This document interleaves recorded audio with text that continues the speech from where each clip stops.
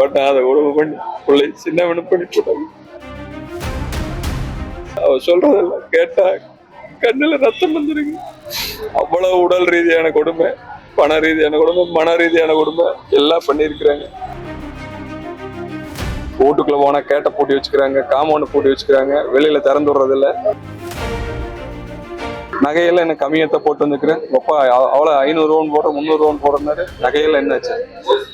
நகையெல்லாம் கொண்டு வந்து எங்கிட்ட காமிக்கணும்ல. நகை என்னாச்சு? அது என்னாச்சு? இப்படியே டார்ச்சர். என் பிள்ளைக்கு நடந்த மாதிரி நீ யாருக்கு இந்த மாதிரி ஒத்துமை நடந்துடக்கூடாது. நல்ல குடும்பம், பாரம்பரிய குடும்பம்னு சொல்லி ஏமாத்தி கல்யாணத்தை முடிச்சுட்டாங்க. பண்ணாத உறவு பண்ணி பிள்ளை சின்னவனு பண்ணி போட்டாங்க.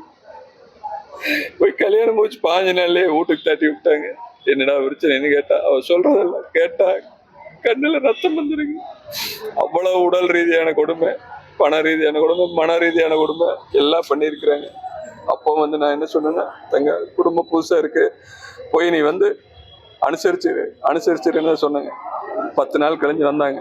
வந்துட்டு நடந்தெல்லாம் நடந்து வச்சுங்க, நாங்கள் இனிமேல் இந்த பிரச்சனை வராமல் பார்த்துக்கிறோம் அப்படின்னா. உள்ள வந்து நின்னா எங்கள் அம்மாட்ட ஒய்ஃப்கிட்டையும் சொல்லிங்க, எங்கிட்டையும் சொல்லலை. அம்மா மாமியார் வர சொல்லுங்க, நான் மாமியார்கிட்டையே பேசிக்கிறேன். ஏன்னா அந்த அளவுக்கு உங்கள்கிட்ட சொல்ல முடியாத விஷயமா சொன்ன பிரச்சனை ஆயிடும். சரி மாமியாரே வர சொல்லுன்னு சொல்லி சம்மந்திக்கு ஃபோன் பண்ணி அவங்க வந்தாங்க. வந்து 1.5 மணி நேரம் சம்மந்தியும் பிள்ளையும் பேசினாங்க.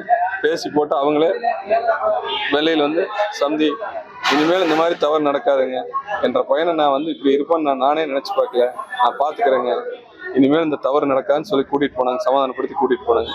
கூட்டிகிட்டு போய் மடி 20 நாள் இல்லை, மடி 20 நாள் கழிச்சு மடியும் பிரச்சனை. வந்து பார்த்தா மெண்டலாம பிசிக்கலாம பயங்கரமாக டார்ச்சர் கொடுத்துருக்குறாங்க பிள்ளைய.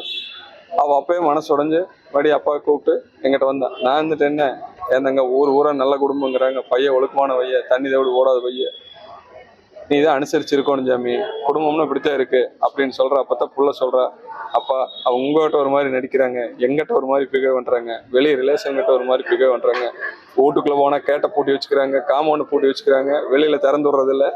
ஏன்னு கேட்டா உன்ற சேஃப்டிக்கு தாங்கிறாங்க.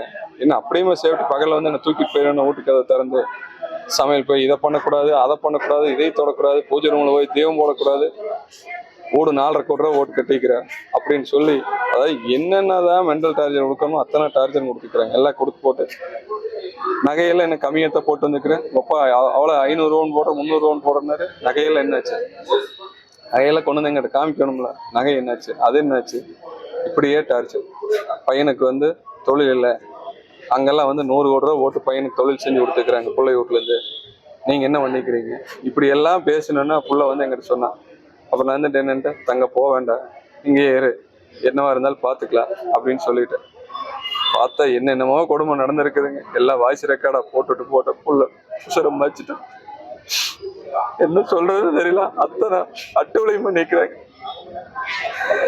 என் பிள்ளைக்கு நடந்த மாதிரி நீ யாருக்கு இந்த மாதிரி ஒத்துமை நடந்துடக்கூடாது. நீங்க என்ன பண்ணுவீங்கன்னு எனக்கு தெரியல. நீதி கிடைக்கும். கூட சித்தப்பாங்க கல்யாணமாகி இன்னைக்கு ஒரு 55 நாள் ஆகுது. இந்த அளவு குடும்பம் பண்ணியிருப்பாங்கன்னு எங்களுக்கு தெரியாதுங்க. நேற்று வரைக்கும் எங்களுக்கு ஏதோ உள்ள தப்பு பண்ணிட்டா தெரியாம ஏதோ நடந்துருச்சுன்னு நினைச்சிட்டு இருந்தாங்க. இப்போ ஆடியோ விசாரணை தெரிஞ்சதுக்கு அப்புறம் தான் எங்களுக்கு தெரியுதுங்க இந்த அளவுக்கு குடும்பம் பண்ணிக்கிறாங்க. அவன் நேற்று மத்தியானம் 12 மணிக்கு வாய்ஸ் மெசேஜ் எங்கள் அண்ணனுக்கு அனுப்பிச்சிருக்கிறாங்க. அதை நாங்கள் நேற்று அந்த அறிவியலில் பார்க்கலைங்க. நேற்று நைட்டு 12 மணிக்கு அது பார்த்துங்க, எடுத்து தெரியுதுங்க. ரொம்ப குடும்பம் பண்ணி சித்திரவதை பண்ணிக்கிறாங்க பிள்ளைய. இப்போ ஆடியோ விசாரணை நடந்துட்டு இருக்குதுங்க. எங்களுக்கு இது நீதி கிடைக்கணும். அவங்க சட்டத்தின் முன்னே அவங்க 3 பேர்த்தையும் நிறுத்தணுங்க. அது பிள்ளையோட ஆடியோல வாரண வாக்குமூலத்திலேயே இருக்குதுங்க. நைட்டு டிஎஸ்பி சார் கூட கேட்டாரு. நாங்கள் எங்களுக்கு தெரியாதுங்க, இந்த மாதிரி இந்த அளவுக்கு நடந்திருக்குன்னு எங்களுக்கு தெரியாதுங்க, நாங்கள் அதாவது 10 நாள் கழிஞ்சு எதாக இருந்தாலும் பேசிக்கலாம்னு சொல்லி சொன்னோம்ங்க.